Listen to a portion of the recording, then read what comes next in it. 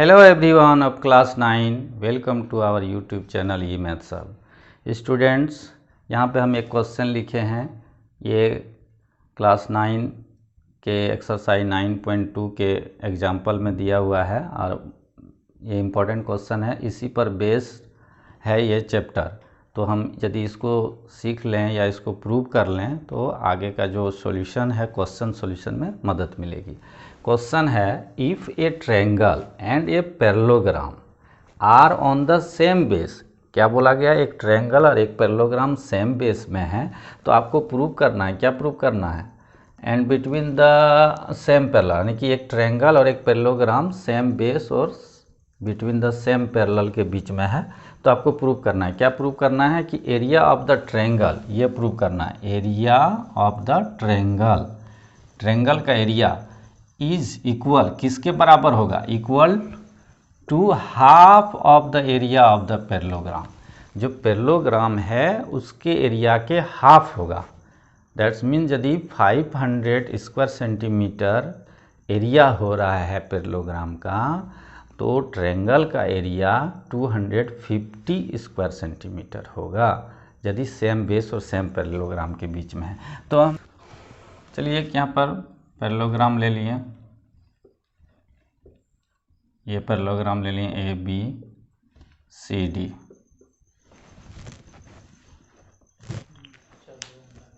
तो जैसे कि देख रहे हैं कि जो बताया गया था कि एक पैरेललोग्राम और एक ट्रायंगल सेम बेस पर है, तो एक पैरेललोग्राम हम ले लिए। अब इसमें एक ट्रायंगल फॉर्म करते हैं। मान लीजिए ए बी बेस लेकर के बनाना है, ये ले लिया हम, बेस यही रखना है, इसको यहाँ तक मिला दिए। मान लिए ये P हो गया। अब ए पी बी एक ट्रायंगल है जो कि बेस ए बी है और पैरेलल लाइन ये है। पैरेलल लाइन को आगे बढ़ाने पर भी वो पैरेलल ही जाएगा।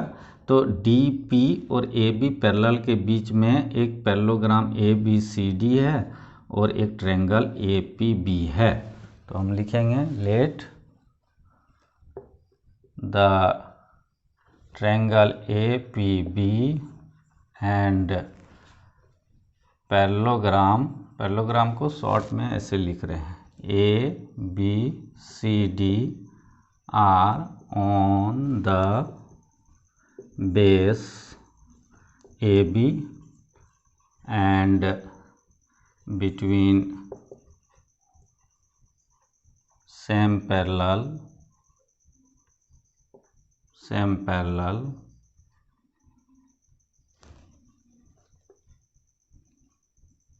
parallels AB and DP।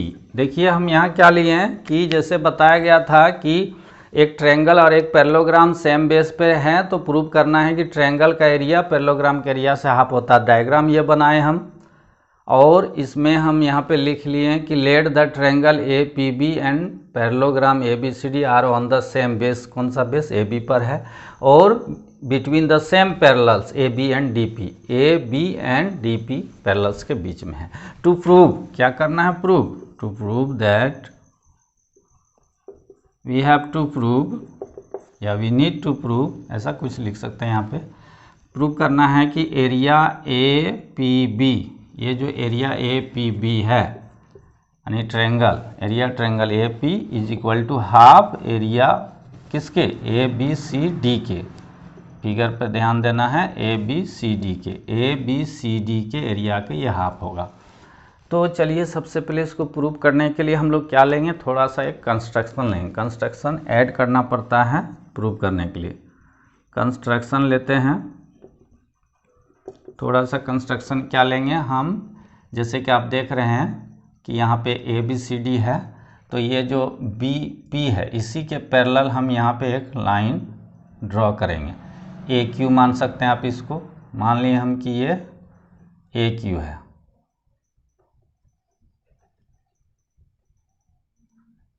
ये ए क्यू। हम क्या लिए? ए क्यू, ड्रॉ ए क्यू किसके पैरेलल लिए हैं? इसको, इसके पैरेलल, ये और ये पैरेलल लिए। बी पी ऐसे पैरेलल लिए हैं such that ABPQ such that a parallelogram ABPQ is formed। मैंने ऐसा कंस्ट्रक्शन लिया कि एक पैरेललोग्राम ABPQ फॉर्म्ड हुआ। अब आगे हम लोग प्रूफ लेते हैं। चलिए देखते हैं। सबसे पहले क्या देखते हैं हम प्रूफ लेने के लिए। चलिए यहाँ पे दो पैरेललोग्राम हो गया ABCD, ठीक है, और दूसरा जो पैरेललोग्राम अभी बनाए ABPQ, ये बनाए।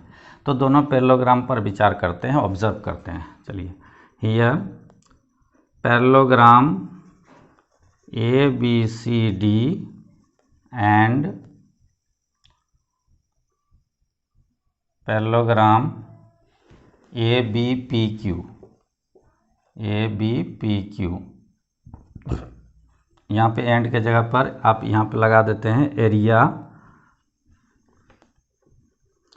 Area parallelogram ABCD equal to area parallelogram ABPQ, या डायरेक्ट लिख सकते हैं area ABCD equal to area ABPQ। आप कहिए इक्वल क्यों हुआ?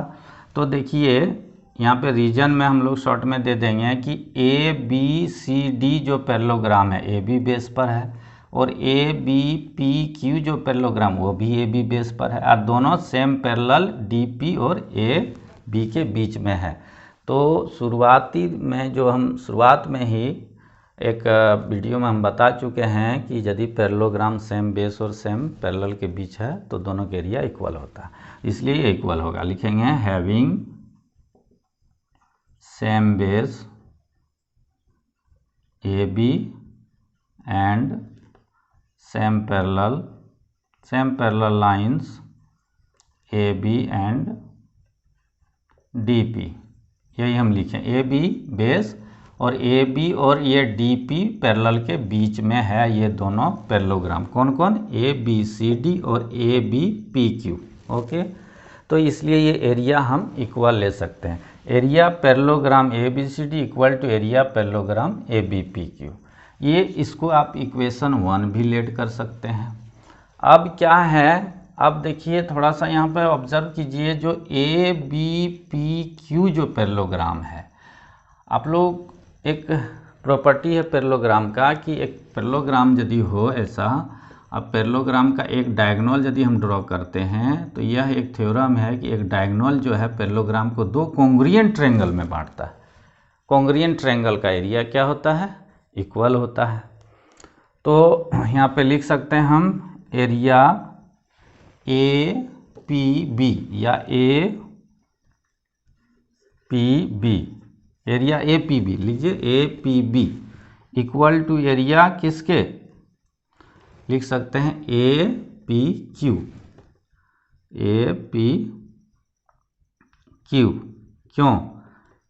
क्योंकि AP is the diagonal of parallelogram ABPQ। AP एक डायगोनल है, एक डायगोनल जो है पैरेललोग्राम को दो कॉन्ग्रुएंट ट्रायंगल में बांटता है। दो कॉन्ग्रुएंट ट्रायंगल का एरिया इक्वल होता है। तो हम इसको इक्वेशन 2 ले सकते हैं, दिए हैं, आप लोग इसको स्क्रीनशॉट लेकर के रखिए, हम थोड़ा मिटा के आगे लिखते हैं। अब देखिए इक्वेशन 2 हो जाए। इक्वेशन 2 जो दिया हुआ है, एरिया APB और एरिया APQ बराबर है। तो ये जो बराबर है, तो कोई भी चीज़ बराबर यदि है, एक रुपया को दो भाग में बांटेंगे तो एक भाग दूसरे का क्या होगा? इक्वल होगा, और एक भाग पूरे का क्या होगा? हाफ होगा। यानी कि हम यहाँ पे लिख सकते हैं कि एरिया APB बराबर area APQ is equal to किसके हाफ होगा? ये देखिए कौन सा एरिया है? APB और APQ, ये ट्रायंगल और ये ट्रायंगल, ये दोनों इक्वल है। तो यदि एक ट्रायंगल को लेंगे समूचा, ये ABPQ का हाफ होगा, हाफ एरिया ABPQ, यानी कि जो पैरेललोग्राम है उसका हाफ होगा। तो जो हाफ जो है A B P Q half है, लेकिन जैसे कि हम बताएं कि एरिया ए पी बी और area A P Q equal है, तो ये दोनों समूचा जिसका इक्वल है जिस पैरेललोग्राम का वो हाफ होगा। इक्वेशन 3। अब बताइए from the equation 1, 2 and 3 give us, क्या हम लोगों को देता है तीनों में। देखिए 1 में बताया कि ए बी सी डी और A B P Q equal है। 2 में बताया कि ये दोनों ट्रायंगल का एरिया इक्वल है। 3 में बताया कि दोनों ट्रायंगल जो है हाफ है ए बी पी क्यू का।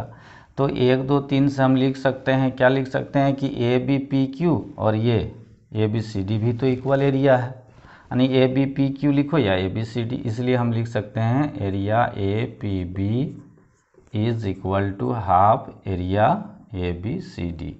यही प्रूव करना था। क्यों ए बी सी डी लिखें? क्योंकि ए बी सी डी और A B P Q equal है।